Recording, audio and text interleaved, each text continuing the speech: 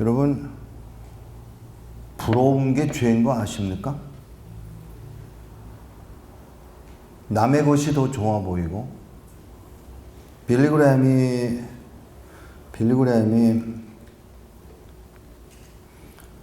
나이가 많아서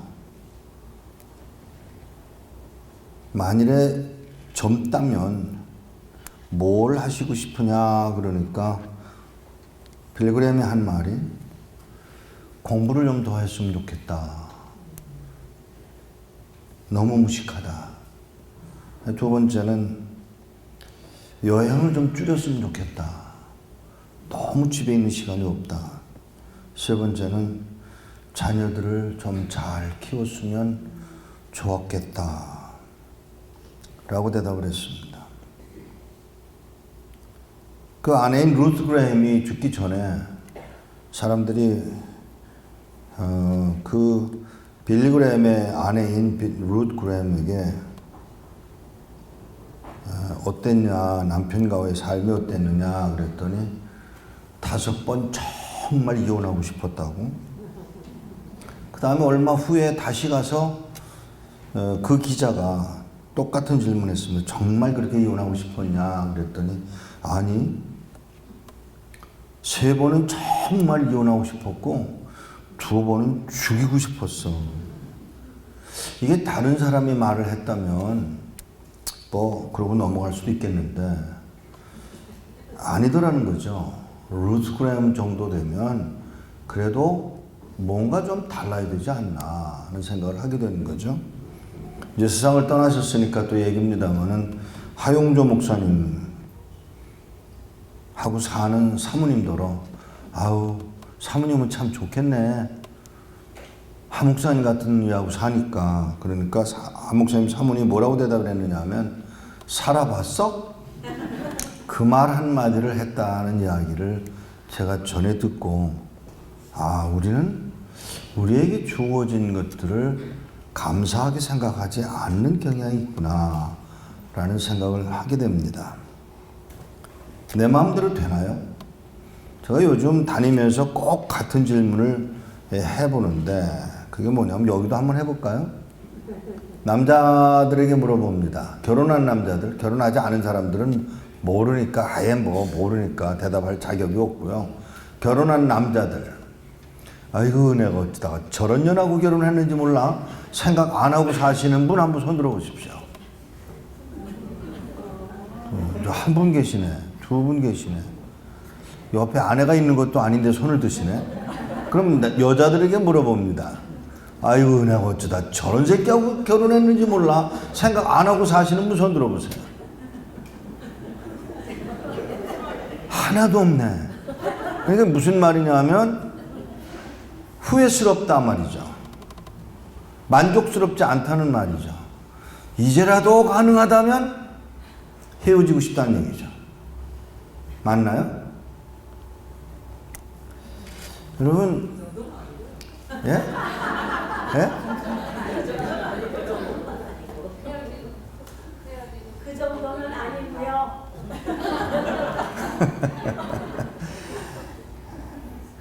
오늘 제가 무슨 얘기를 꺼내려고 그러냐면요. 바울은 어떤 생각을 했을까요? 바울의 가시는 뭐였을까요? 정말 안질이었을까요? 정말 간질이었을까요? 아니면 그 가시가 만우라는 아니었을까요? 요즘 학자들은 자주 이런 언급을 해요. 3번씩이나 하나님 앞에 빼달라고, 없애달라고 했던 그 가시가 만우라는 아니었을까라는 이야기를 합니다. 바울은 결혼했는지 안 했는지를 우리가 잘 판단이 안 되지만 그러면서도 분명한 것은 그의 삶이 정말 우리가 생각하는 것처럼 만족스러웠을까를 묻고자 하는 것입니다. 욥은 정말 좋은 사람이었다고 우리가 인정하지만 욥은 어땠을까요? 욥의 문제점은 뭐였을까요? 하나님을 몰랐던 게 문제였죠. 아브라함은 뭐가 문제였을까요? 내가 사랑하는 그 말 한마디, 내가 사랑하는 그 말 한마디, 아들 바쳐. 엘리야는 무엇이 문제였을까요? 그 당당했던 엘리야, 아니 심지어는 말보다 더 힘있게 뛰어갈 수 있었던 엘리야, 그런 슈퍼맨이 가지고 있었던 갈등이 뭐였을까요? 너도 죽일 거야 라고 하는 이세벨 말 한마디에 그만 주랭랑을 치는 엘리야의 모습은 초라하게 보이지 않는가요? 어제 우리 목사님 한 분이 저한테 이런 질문을 해요. 선지자들은 우울증 없었을까요? 라고 하는 질문을 던져서 제가 뭐라고 그랬느냐 하면, 아마 그들은 누구보다도 우울증이 심했을 겁니다 라고 제가 대답을 했습니다. 그럴 것 같아요. 바울은 무엇이 고민이었을까요? 세례 요한은 무엇이 고민이었을까요? 아니 세례 요한은 왜 그 많은 말들 중에 딱 한마디 회개하라 천국이 가까웠느니라고 하고는 또 그 헤롯의 치부를 드러내서 죽임을 당하는 그런 꼴을 당해야 했을까요? 에레미야는 어땠을 것이고 이사야는 어땠을 것이며 에스겔은 어땠을까? 요나의 갈등은 정말 무엇이었을까요? 이 속에 있는 something, 그것이 무엇이었을까요? 야곱의 갈등은 무엇이었을까요? 바울은 왜 편지를, 예수를 만난 지 20년이나 지난 후에 사랑 이야기를 사랑장에 고린도전서 13장에 기록을 해야만 했을까요? 무엇이 그로 하여금 사랑에 관한 이야기를 쓰게 만들었을까요? 그리고 고린도후서 11장에 가서 그가 당한 이야기들, 다 당했던 아픔들을 일모에게 한꺼번에 잘 정리를 해놓고 그의 갈등이 뭐였느냐 하면 염려하는 교회라고 써야 했던 이유가 무엇이었을까요? 그리고 그의 마지막 편지로 알려진 디모데후서에서는 디모데후서 2장에 가보면 고난을 받으라고 하는 말부터 시작해서 당연히 그래야 되는 것으로 설명하고 있었던 그의 의도가 과연 무엇이었을까요? 또 뿐만 아니라 사도 요한은 무엇 때문에 만나면, 제자들과 만나서 이야기를 나누면 꼭 했던 이야기, 서로 사랑하라 라는 말을 해야 했던, 우리도 글을 쓰거나 말을 할 때 의미 없이, 물론 의미 없이 그냥 주절거리는 경우도 있겠지만 적어도 사도들이 글을 쓸 때는 아무런 의미 없이 그냥 내뱉는 경우는 없다고 생각을 합니다. 이걸 하나님의 말씀으로 인정하는 한, 바울이 디모데후서의 2장에서 9절에 복음으로 말미암아 내가 죄인과 같이 매이는 데까지 고난을 받았지만 하나님의 말씀은 매이지 아니한다라고 해야 했던 그 의도가 과연 무엇이었을까요? 요즘 사람들이 이제는 제가 늙었다고 인정을 하는가 봐요. 그래서 어떤 질문을 하느냐면 이런 질문을 합니다. 30년 사역, 83년에 중국을 처음으로 들어가서 2년 후 85년에 모퉁이돌 선교를 한국에 이끌고 나가서 한국에서 모퉁이돌 선교를 시작을 할, 그때부터 시작한다면 28년인데 83년 처음부터라고 계산하면 30년인데 그동안에 어려웠던 일이 뭡니까? 라고 묻는 분들이 가끔 있어요. 사역을 하면서 가장 어려웠던 일이 뭐냐? 뭘까요? 돈? 없으면 없는 대로 일 안 하면 됩니다. 한마디로 그렇게 살아왔습니다. 저는 그래서 하나님이 내게 주시지 않았고 건축 헌금을 위해서 누가 준 일이 없기 때문에 건물을 사지를 못했습니다. 서울의 사무실이 28년이 되었음에도 불구하고 저희는 서울 사무실을 가지고 있지를 않습니다.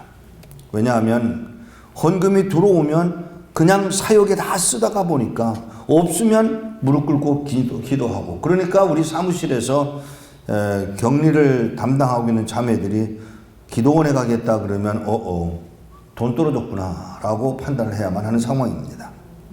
돈 없으면 선교사는 모르겠어요. 어떤 분들은 돈을 꾸어서 일을 하고 어떤 분들은 사람들한테 구걸을 합니다만, 저는 구걸 할 줄도 모르고 꿀 줄도 모르고 꿀 대상도 없어서 돈 떨어지면 무릎 꿇고 앉아 하나님 앞에 돈 떨어졌어요 하나님 라고 기도하고, 이제 물론 안타까운 분들은 있지요. 우리 사무실에서 경영을 해야 되는 입장에 있는 분들은 돈이 떨어지면, 돈이 모자라지면 안타깝기는 하지만 저는 그렇게 하지는 않습니다.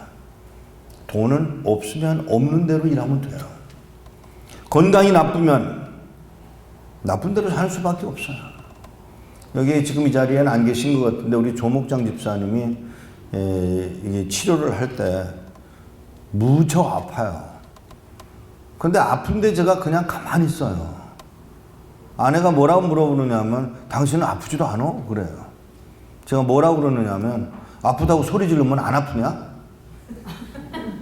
아프다고 소리 지른다고 해서 안 아파지면 저도 소리 지를 거예요. 하지만 아프다고 소리 질러서 안 아파지는 게 아니라면 무엇 때문에 소리를 지르겠느냐고요. 저 그렇게 살아왔어요. 돈 떨어지면 돈 떨어지는 대로 또 비난을 합니다.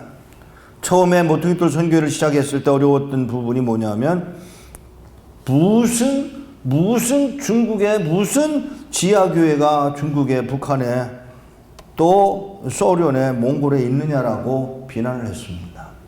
그걸 일일이 설명하고 싸우려고 보니까 그건 아무런 의미가 없어요. 오히려 그 시간에 나가서 내가 성경 한 권이라도 더 갖다 배달해 주는 것이 제가 마땅히 해야 될 일이라고 생각을 했고 그냥 그렇게 했을 뿐이에요.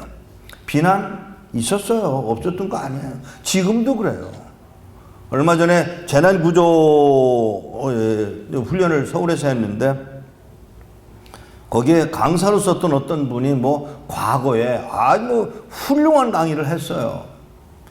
근데 그분이 과거에 예수를 안 믿었던 때에 어느 대통령의 뭐였대요. 그래가지고 그걸 문제 삼아서 말들을 막 해요. 우리 지금 재난구조 얘기에 강의만 했는데 그 정치에 관한 얘기는 꺼내지도 않았고 그가 과거에 뭐였던지는 우리 상관하지 않고 그 강의만 좋아서 강사로 세웠던 것 뿐인데 그 사람 과거가 어떤지를 아냐 어쩌고 그러면서 시비를 하는 거예요. 저 아무 말도 안 해요. 귀찮아요. 거기에다 쏟아낼 변명할 여지가 있으면 그냥 그 에너지를 하나님 앞에 나가서 일하는 게 더 낫다라고 믿기 때문에 아무 말도 하지 않았어요. 협박이 들어옵니다. 심지어 저를 암살하려고 하는 일도 있었습니다. 황장엽 씨가 암상 제1호 대상이었는데 황장엽 씨가 죽고 나니까 두 번째였던 제가 1번 타자가 됐습니다. 그래서 제가 어느 날 갑자기 죽으면 암살이 될지도 모르는 상황이 되어버렸습니다. 그런데 재미난 것은 그 암살을 하려고 한국에 2번씩이나 사람이 나왔는데 그때 마침 제가 여권을 다시 갱신을 해야 돼서 여권을 갱신하려고 신청을 해놨는데 워싱턴에서 워싱턴에 눈 안 내리는 그 지역에 엄청나게 눈이 내려가지고 온 도시가 그만 다 묶여버리고 많은 상황이 돼서 국무성에서 여권 발급 담당하는 사람들이 일을 못 나오니까 그만 며칠 동안 국무성이 문을 닫았던 일이 있었습니다. 그래가지고 눈이 이제 그치고 그냥 눈이 그치니까 이제 여권을 받게 돼서 여권을 받아가지고 서울에 나가니까 뭐라 그러냐. 왜 이제 오셨어요? 왜요? 목사님 그동안 무슨 일이 있었는지 아세요? 모릅니다. 암살조가 내려와서 목사님 죽이려고 왔는데 목사님이 없으니까 그냥 퇴각해 버렸답니다. 눈 내린 것은 순전히 저를 살리기 위한 하나님의 수단이었습니다. 할렐루야. 그러나 문제는요, 하나님이 살리고자 해서 살린 것 뿐이지 죽이려고 작정하셨다면 안 죽을 이유가 없는 거예요, 여러분. 살려고 애쓰지 마세요. 그냥 살아, 하루하루. 저 사람들이 물어요. 요즘 어떠세요? 뭘 어때? 하루하루 살아. 하루 이상 살 수 있는 사람 한번 손 들어 보십시오. 아무도 없어요, 이 세상에. 그럼 어떻게 사느냐? 하루하루 살아. 한 시간 한 시간 살아. 내일 일을 어떻게 알아요? 내일 일을 아시는 분 손 들어 보세요. 아무도 없어요. 그러면 하루하루 사는 거예요. 협박이 옵니다. 공갈이 옵니다. 아까 치료하는 중에 고통당했다는 이야기를 했지만 고문을 당해봤습니다. 고문을 당하는 사람, 고문하는 사람 어떡할까요? 때려 죽여야 되나요? 하나님이 실수해서 그 사람을 나에게 고문할 수 있는 환경을 허용하신 건가요? 아니에요. 여러분, 요셉 이야기를 제가 자주 인용을 합니다만은 요셉이 팔려가지 않도록 막으실 수가 없었던 분이 하나님이셨나요? 아니에요. 하나님 막으실 수 있어요. 천둥을 치든지 벼락을 치든지 아니면은 그 형들이 다 뿔뿔이 흩어지든지 어떤 일이라도 일어나서 이 요셉의 형님들로 하여금 요셉을 팔아먹지 않도록 막으실 수 있지만 하나님 안 하셨던 이유는 무엇이었을까? 최근에 또 돌아가고 있는 유튜브 가운데 제가 정말 추천하고 싶은 유튜브가 하나 있는데 중국의 십자가 고난이라고 하는 유튜브입니다. 1920년대에 태어나서 그 전에 태어나서부터 믿음을 지켜갔던 사람들의 이야기가 줄줄이 나오는데 그중에 왕명도, 엘렌 유엔, 사뮤엘 램, 서영주 뭐 할 것 없이 아주 이 중국의 영적 지도자들로 빼놓을 수 없는 사람들을 다 나열하는 중에 사람 놀랍게도 제가 그분들을 대부분 만났다고 하는 사실입니다. 그들은 중국을 욕하지 않았습니다. 상소하지. 이 감옥에서 20년, 23년씩이나 있었던 그들에게 제가 물어보았어요. 도대체 밉지가 않느냐 그랬더니 성경에 어디 미워하라고 되어 있냐 이렇게 물어요. 또 그것뿐만 아니라 정부를 향해서 좀 돈이라도 받아내려고 하는 그런 행동을 하지 않겠느냐 그랬더니 성경에 세상 법정으로 끌고 가지 말라고 그랬기 때문에 안 가겠다는 거예요. 사랑하는 여러분, 우리는 정말 제가 오늘 얘기하려고 하는 게 뭔지 아세요? 목사님 뭐가 가장 어려웠어요? 그러는데 제가 뭐라고 대답했냐면 내 속사람이요. 내 속사람이요 라고 제가 대답을 했더니 질문했던 그 장로님이 뭐라고 그러냐면 자기는 목사님이 배신당한 일을 이야기할 줄 알았노라고 저에게 대답을 해 주었습니다. 어렵죠, 배신당하는 일. 그러나 예수님은 배신 안 당했나요? 예수님은 고문 안 당했나요? 예수님은 협박 안 당했나요? 예수님은 건강 때문에 문제가 안 됐을까요? 굶는 일이 없었을까요? 경제적인 5,000명, 오병이어의 2만 명 이상이나 됐을 그 사람들을 먹이지 못하는 돈이 없어서 네 돈으로 가서 사와 이렇게 말하지 않았던 주님이시잖아요. 그러면 돈이 좀 풍요했으면 얼마나 좋았을까요? 아니에요. 왜 하필이면 그런 때 풍랑이 일어나야 합니까? 하나님 실수하고 계신 건가요? 아닙니다. 저는 그렇게 보지 않습니다. 뭐가 문제냐? 왜 바울이 사랑 이야기를 꺼냈을까? 그게 안 되더라는 이야기는 아니었을까요? 정말 그랬어야 되는데 그렇게 안 되더라는 것에 대한 바울의 고백이 아니었을까요? 사랑은 오래 참고 그 말은 나는 이거는 안 되더라는 이야기는 혹시 아니었을까 하는 질문을 제가 하고자 하는 것입니다. 온유하며 바울이 온유했을까요? 바울이 정말 온유한 사람이었을까요? 저는 그렇게 보여지질 않아요. 바울 상을 이렇게 만들어 놓는 걸 보면 굉장히 이렇게 그럴듯하게 만들어 놨지만 제가 보기에는 성경을 읽어내려가면서 보면 그 깐깐한 성격, 머리는 좋았는지 모르지만 왠지 모르게 그 까다로운 성격, 그러니 그 까다로운 성격이 정말 좋은 마음으로, 정말 너그러운 마음으로 제자들을 또는 사람들을 말할 수 있었을까요? 사도 요한 반모섬에 가서 오랜 동안 유배된 상황에서 요한계시록을 기록을 하고 돌아와서 죽을 때까지 그 에베소에 살고 있던 그 사람, 예수의 어머니를 맡아서 어머니처럼 모시고 있었던 그 사도 요한이, 전승에 의하면 사람들이 가서 사도 요한 보고는 예수님을 만났던 그 이야기를 좀 들려달라고 이야기를 하면 들려주었던 이야기가 뭐였는지 아세요? 서로 사랑해라. 서로 사랑해라. 그게 무슨 말일까요? 그게 그냥 하는 설교였을까요? 저는 그렇게 보여지지를 않는다는 사실입니다. 그 성경, 저도 글을 쓰고 저도 설교를 해봅니다만은 말 한마디 속에 의도 없이 주절거리는 일은 거의 없어요. 특별히 남자들은, 여자들은 뭐 그러는 것 같습니다만. 그렇죠? 그냥 아무런 의미 없는 말을 하루 종일 짓거려도 피곤하지 않아. 4시간 얘기해, 전화로 4시간 전화하고도 하는 말이 내일 또 보자. 오늘 4시간 했으면 됐어. 뭘 또 봐. 근데 그 다음날 만나서 또 똑같은 얘기를 짓거리는데 아무렇지도 않아. 그러니까 의미 없는 말들을 하는 거죠.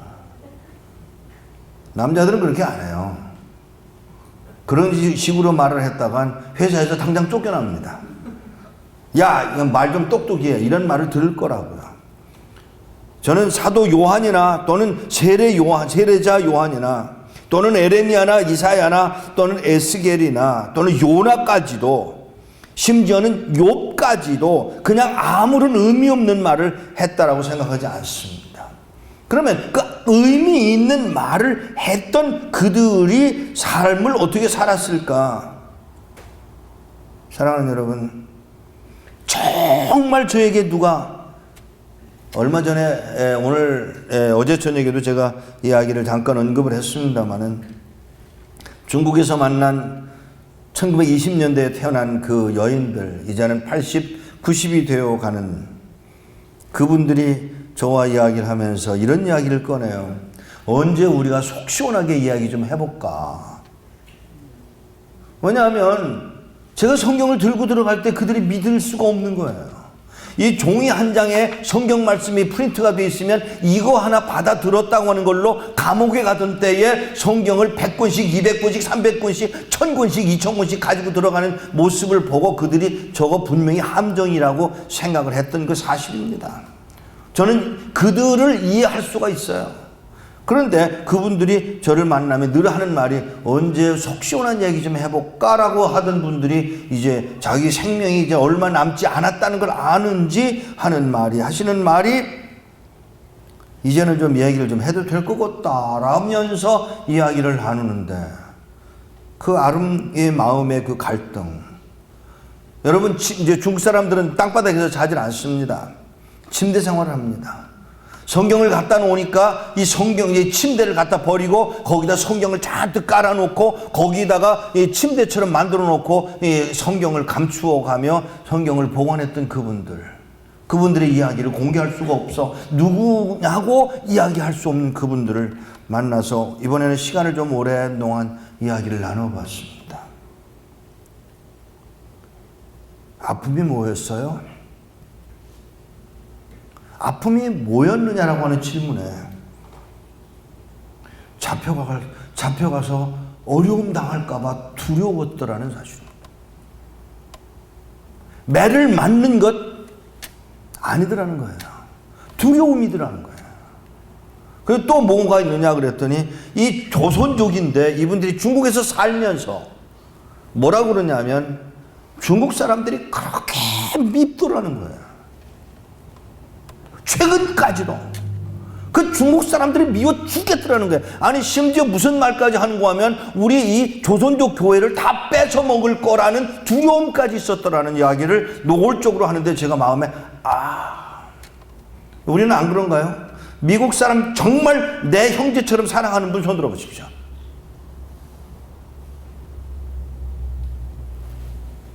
미국 사람들 사랑스럽질 않아. 미국 사람은 조금 낫지 그래도. 흑인을 사랑하는 분 손 들어보십시오.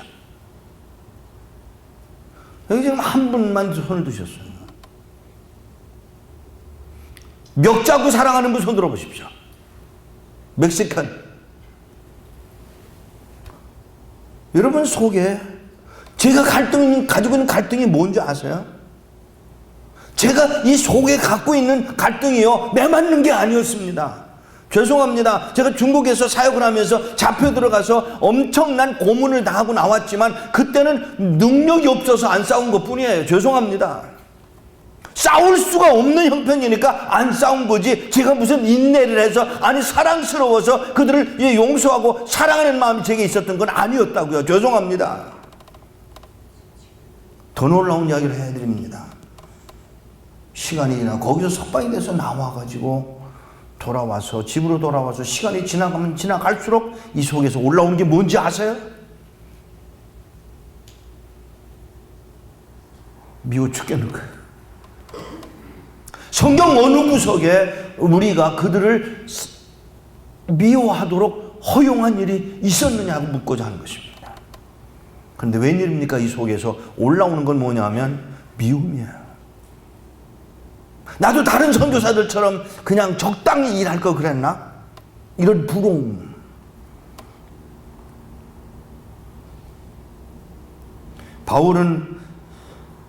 바울은 고린도 후서에 자기의 고난을 다 받은 고난을 이야기를 해놓고는 뭐라고 그러냐면, 내 속에 아픔이 있어. 그게 뭐냐? 교회에 대한 아픔이야. 그 교회가 자기가 원하는 수준, 그렇게 말씀을 전하고 매를 맞고 굽고 고통을 당하면서 복음을 전했던 그 복음이 복음답게 들어가 주질 않고 성장하지 않는 것에 대한 그 아픔이 누구에게요? 바울에게 있었던 것이죠. 그리고는 마지막 편지에, 디모데 후서에 편지를 쓰면서 뭐라고 그러냐면, 차라리 고난을 받아라 라고 이야기할 수밖에 없었던 그 이유가 무엇이었을까요? 방법이 없더라는 이야기 아닐까요? 목사이기 때문에, 설교를 해야 되는 이유 때문에 저는 이런 고통을 갖고 삽니다. 설교 좀 잘해봤으면, 누구처럼. 이 갈등을 목사들이 아니면 몰라. 죄송합니다. 목사의 아내들도 그 고통을 몰라. 목사가 제일 어려운 때가 언제냐면, 설교하기 얼마 전부터 시작해서 그 아픔이 있어요. 설교가 끝난 다음에도 그 고통이 있어요. 왜 좀 더 말씀답게 설교할 수 없었을까? 이 갈등. 어제 저녁에 설교를 마치고 나가서 워싱턴에 있는 김원기 목사가 한 설교를 제가 직접 들었는데, 참 솔직한 설교를 하더라고요. 설교 마치고는 산으로 올라가 버렸대요.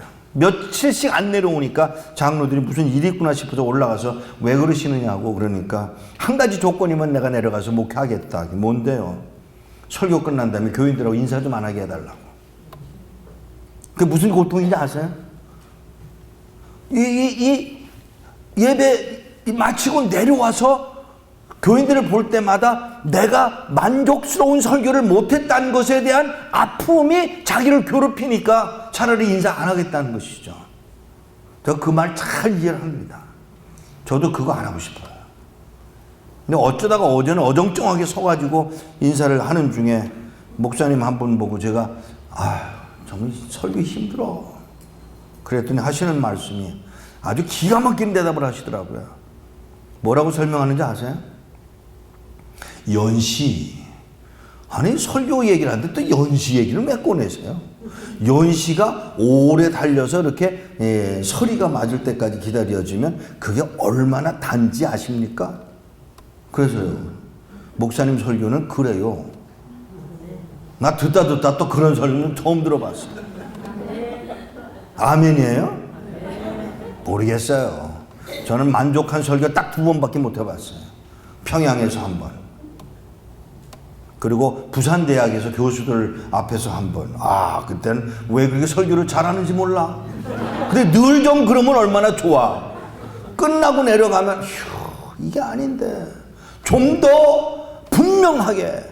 하나님이 오죽 급하셨으면 저에게 무슨 말씀하셨는가 하면, 하나님 무슨 설교해? 그랬더니 내 얘기 좀 해라 그러시더라고요.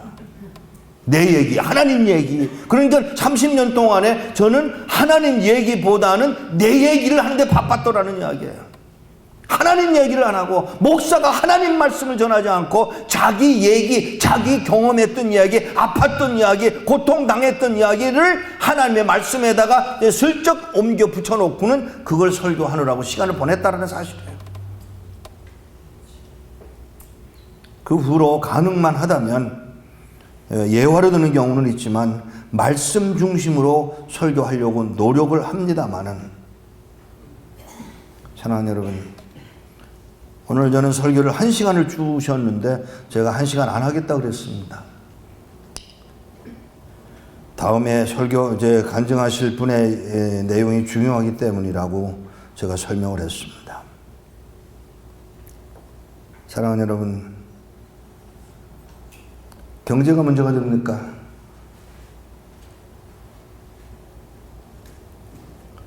굶으시면 돼요. 남의 집, 좋은 집 갖고 있는 거 부러우십니까? 파셔요. 그리고 더 낮추시면 돼요. 못생긴 것 때문에 괴로워하십니까? 하나님은 완벽하게 만드셨어요. 잘생기려고 노력하지 마세요. 며칠 전에 어느 사업을 하던 사람이 이런 말을 썼어요. 인터뷰를 하는데 그 말을 했어요. 무슨 얘기인지 아세요? 일부러 회사를 직원을 고르는데 이쁜 여자애를 세우는 것이 회사의 명분도 좋을 것 같고 또 알려지기도 할 것 같고, 야, 저렇게 이쁜 여자를 썼네 라고 하는 말을 들을 것 같아서 이쁜 여자를 썼더니 망했대요. 망했답니다. 그게 왜 망했느냐 설명이 재밌어요. 직원들이, 같이 일하는 직원들이 그 여자 보느라고 일을 안 한대요. 그게 무슨 꼴이에요? 그러니까 그 여자 때문에, 이쁜 여자 때문에 오히려 회사가 망했다는 거예요. 그러니까 물론 그 인터뷰하는 사람들이 다 웃고 그냥 깔깔거리고 웃고 말았다지만 저는 거기서 그렇지, 옳은 말이죠. 우리 지금 너무 그리로 가는 거 아세요? 그냥 뭐든지 보면 그럴듯한 거. 뉴스를 보세요. 아니 박근혜 대통령이 신발 좀 높이 신었다고 뭘 그렇게 그걸 뉴스거리가 되느냐고요. 에? 그게 무슨 뉴스거리예요? 아니 또 구두 좀 높이 신을 수도 있지. 그것도 뭐 뾰족한 것도 아니고 두꺼운 것도만. 나도 유심히 봤어요. 하도 난리를 치기 때문에. 그래서 어드렇단 말이에요. 우리가 쓸데없는 데 관심을 가지고 해. 우리나라에 언론이 너무 많아. 신문사 딱 2개면 돼요, 우리나라에.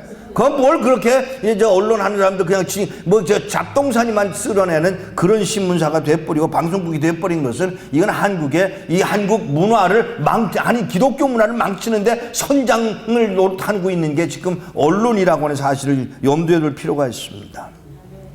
비난을 당하십니까? 사람들이 손가락질합니까? 신경 쓰지 마세요. 그냥 살아. 하루밖에 못 살아. 어차피 하루. 비난을 당하면 하루고요. 경제가 어려우면 그것도 하루고요. 북한에서 만난 성도 중에 제가 경제가 어려워서 뭐 먹을 게 없어요, 힘드시다마요. 그랬더니 하는 말이 금식도 하는데요, 뭐. 눈물이 핑 돌더라고요. 금식도 하는데요. 한 달에 얼마나 받느냐 그랬더니 20원을 받는답니다. 북한 돈 20원. 그 당시에 제가 그 바꾸는 돈이 얼마였느냐면 우리나라 돈으로 2,000원이었습니다. 그 2,000원을 받아서 한 달을 살아가는데 그 돈으로 안 돼서 형제들이 모아서 겨우겨우 살아가는 그런 상황이었다고 하는데, 제가 500불을 줬어요. 그 100불짜리 하나가 34만 7천원에 바뀌던 때입니다. 500불이면 얼마나 큰 돈입니까? 집이 2채 반입니다. 그런데 하는 말이, 나 이 돈 다 못 쓰고 죽으니까 이 돈은 도로 가지고 가고 내 생애의 마지막 시간에 듣고 싶은 말 한마디, 예수님 이야기 좀 해주고 가오. 집 2채 반값을 줬는데 차라리 예수님 이야기를 듣고 싶다며 저를 보낸 그 노인의 모습에서 나는 얼마나 초라하게 살았는가를 생각해 본 시간이 있었습니다. 제가 키가 작잖아요. 키가 작으니까 키 큰 사람이 부러웠습니다. 그런데 키 큰 사람을 유심히 보니까 전부 다 어깨가 구부러져 있어요. 왜? 그때는 키 큰 사람이 흉이었어요.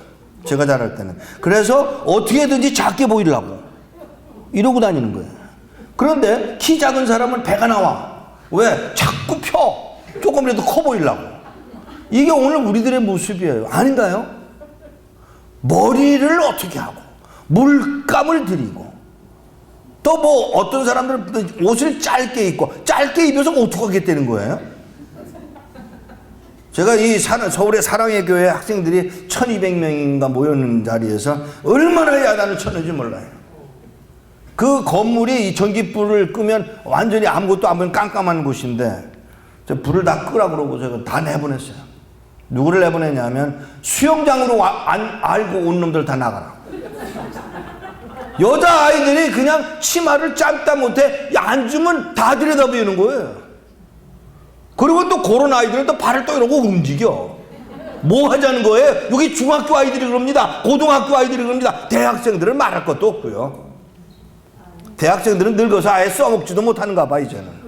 이런 세상에서 살고 있는데 우리는 과연 하나님의 말씀에 비추어서 어느 수준에 있느냐고 하는 이 질문을 여러분의 가슴 속에 묻고자 하는 것입니다. 내가 고난을 당한 것이 무슨 의미가 있느냐고요. 아프면 아프지. 뼈가 부러졌으면 부러졌지. 며칠 전에 일어난 사건 아시죠? 덤프트럭이 달려오는데 장애인 어린아이가 덤프트럭에 부딪혀 죽을 것 같으니까 엄마가 뛰어들어서 그 어린아이를 집어 던지고 엄마는 그 차에 치여서 죽고 어린아이는 발이 부러졌습니다. 어머니 날에 5월 8일 신문에 났는데 그 아빠가 뭐라고 썼냐면 내가 그동안에 딸 부자라는 소문은 들었지만 이 아이 누가 키우냐고 울면서 인터뷰를 했어요. 사랑하는 여러분, 우리의 고통이 정말 무언가요? 돈 있는 거, 학위, 잘생긴 거, 말 잘하는 거, 하나님 말씀보다는 어떻게든지 스토리텔링을 잘해가지고 사람들이 인기를 끌어내는 거 아닌가요? 사랑하는 여러분,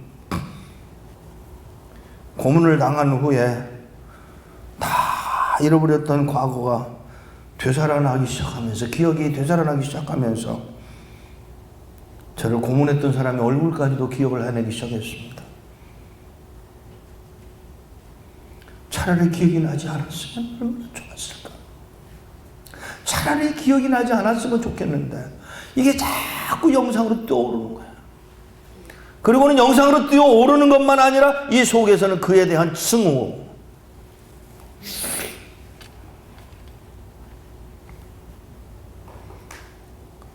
환경이 돼서 정말 그런 환경이 돼서 그 도시를 찾아갔는데 저를 알아보는 사람이 있었습니다. 저를 가장 심하게 고문을 했던 사람의 아내가 저를 알아보고 남편이 알아보고 아내에게 이야기를 해줬겠죠. 그 아내가 저를 보고 하는 말이 목사님, 네, 목사님을 고문했던 그 네 사람 왜요? 용서하셨어요? 라고 질문을 던졌습니다. 죄송합니다. 대답을 못했습니다. 감옥에선 빠져나왔는데 여전히 하나님의 일이라면서 성경도 배달하고 신앙교도 하고 있고 방송도 하고 있는데 이 속은 여전히 미워하는 마음으로 가득 차 있더라는 게 제 모습이었다라고 하는 사실이에요. 용서가 안 되는 거예요. 저는 그 여인 앞에서 말을 못했습니다. 대답을 못했습니다. 우물우물하고 있는데 목사님을 고문했던 그 사람들 지금 뭐 하는지 아세요? 모릅니다. 알고 싶지 않으세요? 죄송하지만 몰라도 됩니다. 차라리 모르고 싶은 거죠. 몰라도 됩니다. 라고 대답을 했는데 목사님, 그 중에 목사님을 제일 심하게 고문했던 놈이 제 남편인데요. 술을 잔뜩 먹고 들어와서 날 늘 패곤하던 그 놈이 그날은 술도 안 먹고 들어와서는 땅바닥에 무릎 꿇고 앉아서 하는 말이 나 술 끊을게. 그리고 지금처럼 살지 않고 앞으로는 그분처럼 살고 싶어. 누구? 내가 고문하는 게 내 직업인데 사표 쓰고 나왔다.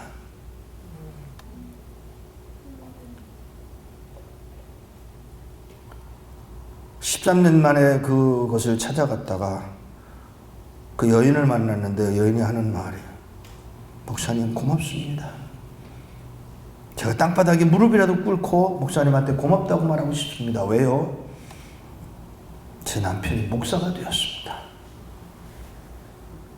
고문관이 예수를 믿고 목사가 되었다는데 그 4명 중에 첫 사람은 그 사람이었고 두 번째, 세 번째 사람은 몇 년 후에 가서 알게 되었는데 그들도 목사가 됐고요. 마지막 사람은 목사가 되질 않았습니다. 끝내 마지막 사람의 아들을, 그 마지막 사람은 이런 말을 했다고 합니다. 내가 무슨 염치로 목사가 되겠냐. 네가 가라. 그래서 그 아들을 신학교에 보내서 목사가 되었다는 소식을 최근에 들었습니다. 용서할 수 없었던 그들은 하나님 앞에 용서를 빌고, 내가 용서할 수 없었던 그들은 하나님 앞에 나가서 용서를 빌고 목사가 됐는데, 저는 이미 목사였던 상황에서 그들을 바라보며 그들을 용서할 수 없어서 괴로워하고 있던 제가 그 소식을 듣고는 얼마나 부끄러웠는지. 내 속사람은 여전히 미움과 질투와 부러움과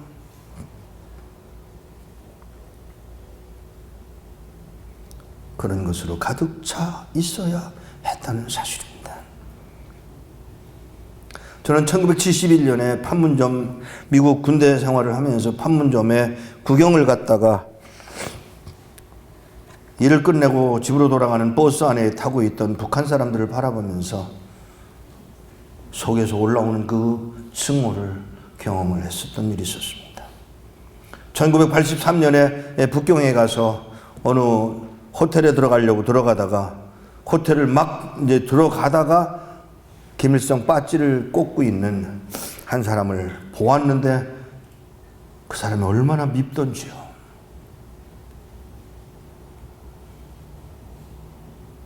여러분의 속 사람은 하나님 앞에 거룩하게 구별되어 있습니까?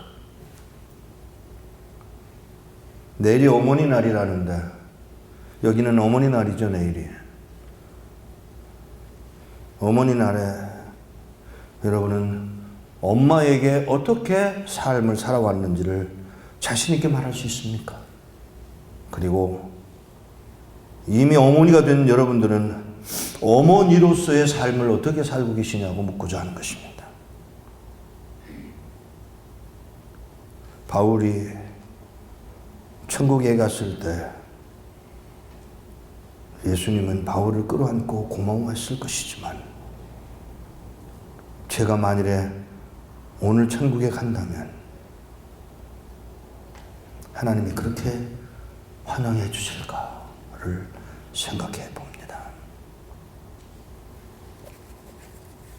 복음으로 말미암아 내가 죄인과 같이 매이는 데까지 고난을 받았으나 하나님의 말씀은 매이지 아니하니라. 기도하겠습니다. 하나님, 너무 초라하네요. 어쩌자고 아직도 이런 정도로 해야 되는지를 스스로 묻지만, 하나님, 우리의 모습이 이런 것임을 하나님 앞에 고백합니다. 우리의 속 사람도 예수 그리스도를 닮아 죽기까지 낮출 수 있을 수는 없었을까요?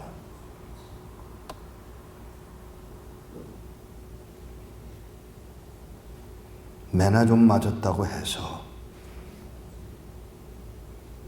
또는